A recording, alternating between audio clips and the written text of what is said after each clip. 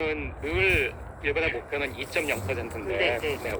망은 전망이 0.8에서 1.2 정도. 1.8에서 1.2. 그러니까 1%. 한해 성장률은 그럼 얼마로? 영. 그럼 훨씬 더 지금 높여 잡는 거네요. 그러니까 4년보다는 약간 그러냐면은 2021년이 2023년 2023년이 좋았기 때문에 한번 좋아지면은 과거 올라가. 네네. 거기서 또 뛰기가 또 쉽지 않잖아요. 그래서 그리고. 2024년은 0.4% 정도. 또 2024년에는 워낙 이슈도 많았잖아요. 네, 그래서 0.4% 성장률이 나올 것이다라고 생각을 하고 있고, 네. 2009년에는 그거보다 개선된 한 2%. 그런데 그 실물 경기 침체가 이어지고 이런 보도면 우리가 너무 좀 과장됐다고 보시는 건가요? 어떻게 보세요? 두 가지 공존하고 그래서 일본에 대해서 말씀드릴 때는 그거에 대해서 되게 좀 그런 게 경험하지 못한, 어쩌면은 다른 나라들도 경험하지 못한 현상이 일본에서 계속 벌어졌으니까요. 우선은 뭐 우량화된 일본이 처음이었고, 그런데 일본 같은 경우에는 실물 경제라고 우리가 보통 얘기하는 거 그냥 간단 GDP라고 한다면, GDP라는 것은 국내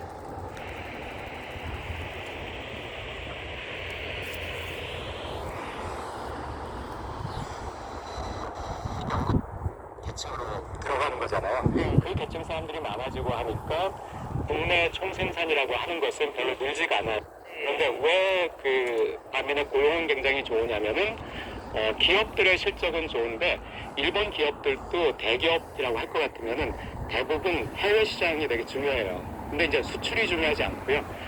아직 한국은 수출을 많이 강조하지만 일본은 수출보다 더 중요한 게 해외 생산, 해외 판매예요.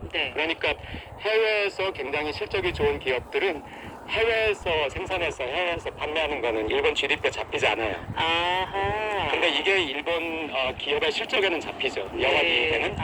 그리고 기업들의 실적이 좋으니까 기업들이 그만큼 고용을 할 여력이 있는 것이고요. 시가총액은 늘어나는데 실제로 명목 GDP는 크게 늘어나지 않아서 실질 GDP는 실질 GDP가 그래서 어떻게 보면 거꾸로 약간 내려가는 거잖아요. 그러니까 일본이 명목 GDP 같은 경우는 세계 몇이었었죠 이게?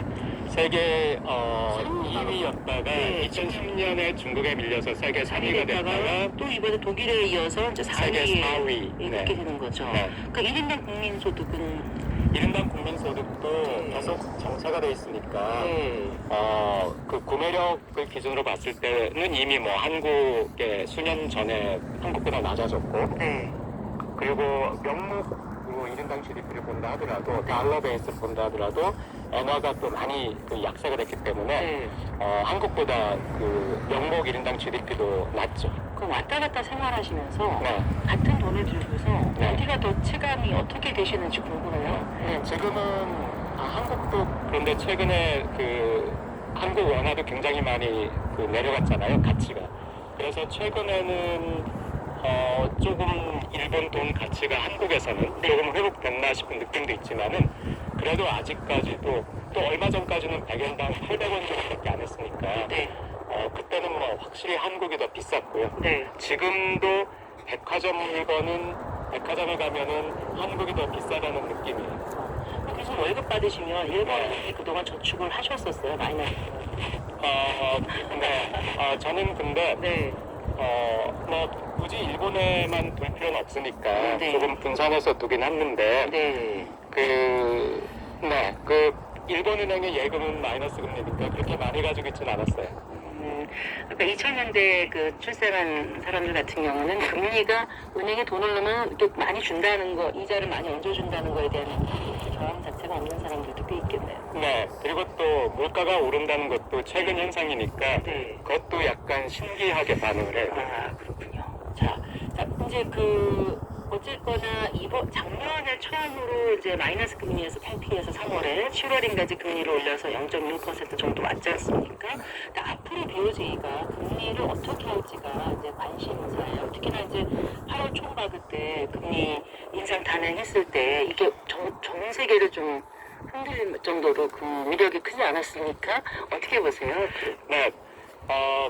우선 뒷부분에 말씀하신 네. 그때 금리를 올렸을 때 8월에 소위 그 검은 뭐 월요일 해가지고 맞아요. 전 세계 그 주가가 한번 요동을 막 굉장히 폭락을 한 적이 있었는데, 네, 그 원인에 대해서 제가 미국이나 일본 매체를 보거나 전문가들 그 얘기를 들어보면은 대부분 그 당시 미국 경기 침체에 대한 우려 때문에 투자가들이 미국 주식을 팔면서 네, 그렇게 갑자기 그런 일이 발생했다. 그리고 엔캐리 트레이드가 그렇기 때문에 미국에서 이제 그 주가가 막 내려가니까 투자했던 일본 자금들도 네. 자금을 회수하려고 했을 것이고, 그래서 엔캐리 트레이드의 창산도 어느 정도 촉발이 되고 네. 했다. 그러니까 주 원인은 그 당시에 그 일본의 금리 인상이 아니라 그 미국에서의 경기 침체에 대한 우려 이거라고 얘기를 하는데, 물론 엔캐리 창산이라든가 엔캐리 창산에 대한 두려움이 또